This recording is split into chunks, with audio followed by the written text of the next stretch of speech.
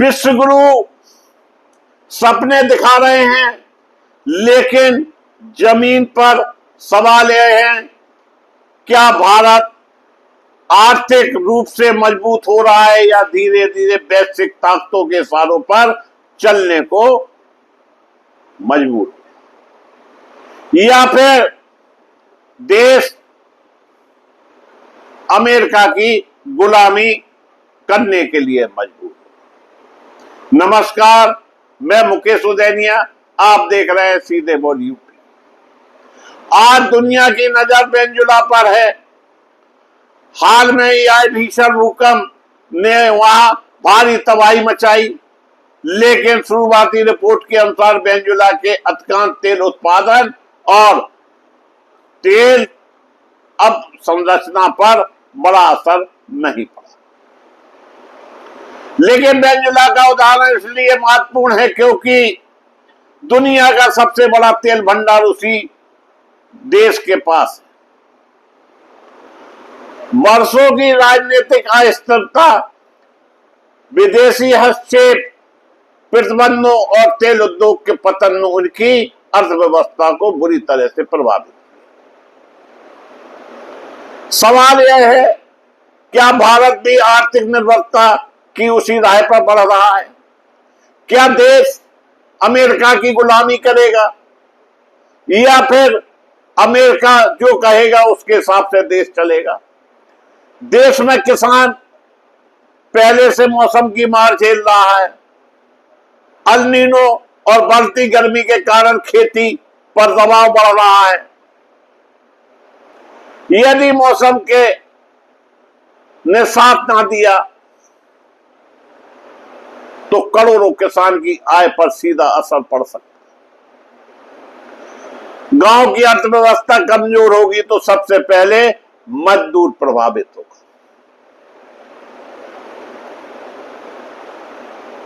मनरेगा जैसी योजना ग्रामीण अर्थव्यवस्था में नकदी पहुंचाने की एक बड़ा माध्यम रही। यदि ग्रामीण रोजगार के अवसर नहीं बढ़े तो खेती छोड़ने वालों की संख्या बढ़ सकती है और करोड़ों लोग असंगठित मजदूरी की ओर धकेले जा सकते। यह है देश की वास्तविकता। हमारे देश के प्रधानमंत्री नरेंद्र मोदी कहा करते थे, देश में किसानों की इनकम दुगनी कर दी। आज देश की स्थिति किसानों की यह है कि वो पेट भर खाना नहीं खा पा रहा है, अपनी बच्चियों की शादी नहीं कर पा रहा है। डीजल, खाद इतना महंगा हो गया कि बड़े बड़े किसानों को भी सोचना पड़ रहा है। जो किसान कर्ज लिए हैं उनकी जमीनें नीलाम हो रही हैं, वो अपने केसीसी नहीं पटा पा रहे हैं, जबकि इसी सरकार ने कहा था कि 0% पर किसानों को ऋण उपलब्ध कराया जाए। लेकिन सरकार की करनी और कथनी का खामियाजा देश के किसानों को उठाना। दूसरी तरफ पेट्रोल और डीजल का सवाल जनता पूछ रही है।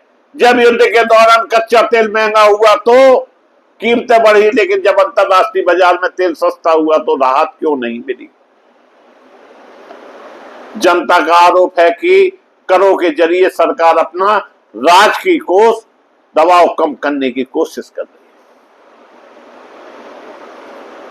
है। आज गांव का किसान कर्ज में है, मजदूर काम की तलाश में है, छोटे व्यापारी ग्राहक के इंतजार में है और युवा नौकरी की कतार में खड़ा है।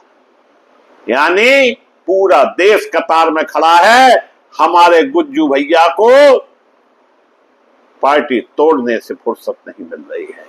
उनकी सत्ता बनी रहे, उनके सांसद पूरी मेजॉरिटी में आ जाएं ताकि वो संसद के अंदर अपने हिसाब से कानून बना लें और 1 नेशन 1 इलेक्शन और 8 से 43 की सांसदों की संख्या कर लें। विपक्ष कितना भी चिल्लाता रहे, उन पर असर न पड़े, इसीलिए वो पार्टियों की तोड़फोड़ कर कर अपने खेमे में सांसदों की संख्या बढ़ाने में लगे।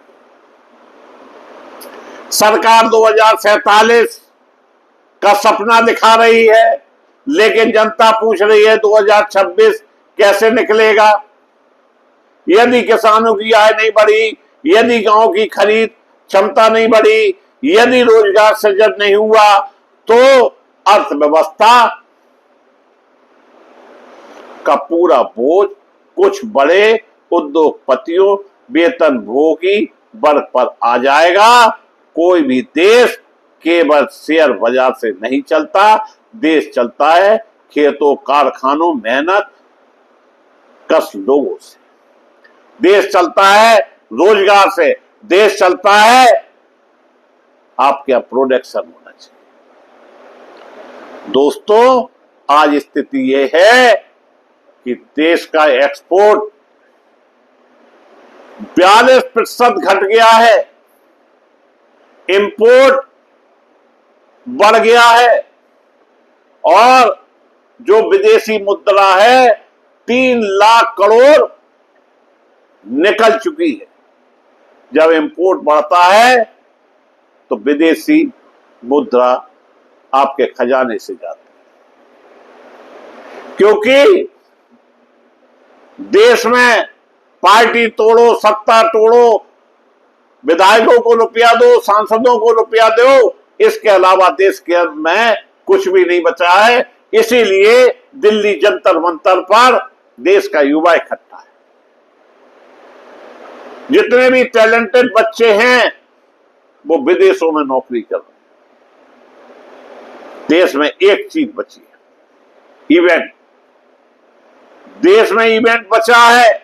हमारे देश के प्रधानमंत्री जो आंकड़ा आया था अपने इवेंट पर, अपने एडवर्टाइजमेंट पर, जैसी मुझे जानकारी मिली है 2500 करोड़ रुपया मोदी मोदी मोदी में खर्च हुआ है 6 साल। कोई भी प्रोग्राम आपने इतने वर्षों में देखा होगा, हर फर्स्ट पेज पर मोदी जी छाए रहे। लेकिन आज देश की स्थिति आपके सामने, कोई भी विदेशी अब देश में कोई भी बड़ा कारखाना नहीं लगाना चाहता, और इसीलिए हम आज नहीं तो कल अमेरिका पर निर्भर हो गए। अमेरिका को भी एशिया में घुसने के लिए रास्ता चाहिए, और उसे अब भारत ही दिखाई दे रहा है, क्योंकि यूरोप देशों ने उनसे टाटा बाय बाय कर लिया। इसलिए अमेरिकी सैनिक अब वापस आ रहे, और ईरान एक बड़ी शक्ति के रूप में उभर कर आ रहा है। ईरान से हमारे संबंध बिगड़ गए। ईरान जो हमारा अच्छा दोस्त था, आज स्थिति आपके सामने। वेनेजुएला ने दुनिया को एक सबक दिया, प्राकृतिक संसाधन होने भर से देश मजबूत नहीं बनता, मजबूत बनाती है उत्पादन क्षमता, रोजगार, कृषि उद्योग और आर्थिक स्वतंत्रता। आज भारत के सामने सबसे बड़ा सवाल यही है, क्या हम आत्मनिर्भर अर्थव्यवस्था बना रहे हैं, या फिर ऐसी व्यवस्था की ओर बढ़ रहे हैं जहां किसान संकट में होगा, मजदूर असुरक्षित होगा, युवा बेरोजगार, और विश्व गुरु बनने का रास्ता वाशिंगटन, लंदन या वर्ल्ड बैंक से नहीं गुजरता। दोस्तों, एक बात और कह दें कि हमारे देश की मजबूरी है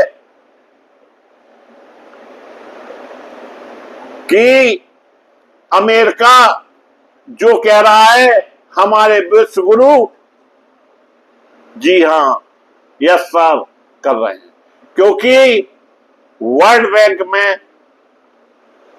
और अन्य एजेंसियों में अमेरिका का सबसे बड़ा शेयर है, और हमें हमारे विश्व गुरु को कर्ज की जरूरत है।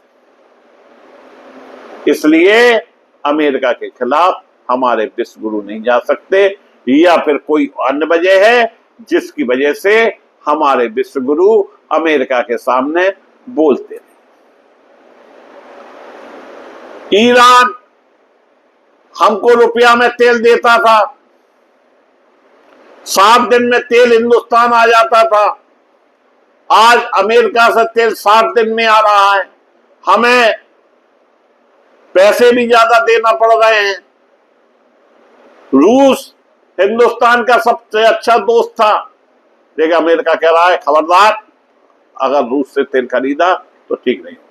विश्व गुरु कहते जी सर, हम आप जैसा कहेंगे माई बाप वैसा ही करें।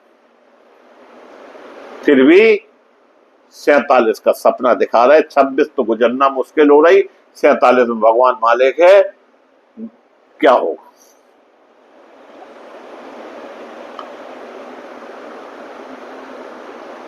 जो रास्ता गांव के खेत से, किसान की फसल से, मजदूरी की मजदूरी से और युवा के रोजगार से होकर गुजरता है, और जब तक इन सवालों का जवाब नहीं मिलता है तब तक 2047 का सपना भी जनता को अधूरा ही दिखाई देगा। दोस्तों, वेनेजुएला से भारत तक क्या किसान मजदूर संकट के बीच आर्थिक निर्भरता बढ़ रही है? सबसे बड़ा सवाल। निश्चित रूप से हमारा देश पिछड़ रहा है। जो देश किसी से कम नहीं है, आज भी कम नहीं है, जिस देश के किसानों ने अपनी दम पर कोविड जैसा काल का निकाल दिया, आज वही किसान परेशान। इनके लिए कोई ठोस योजना। आज के लिए इतना ही, फिर मिलेंगे हम जल्द आपसे। इसी के साथ आप सभी को बहुत बहुत धन्यवाद। आप कमेंट्स करें और अपनी आवाज भी हम तक पहुंचाएं।